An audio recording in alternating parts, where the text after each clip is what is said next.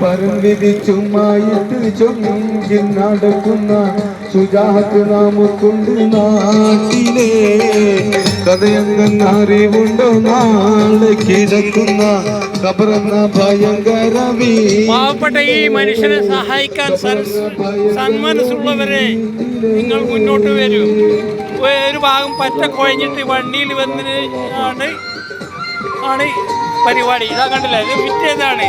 Okay, ഈ ഓട്ടോറിക്ഷമേ fit ചെയ്താണ്. Okay, ഞാൻ കണ്ടപ്പോ ഒന്ന് സഹകരിച്ചുകൊണ്ടെടുക്കാൻ കേട്ടോ.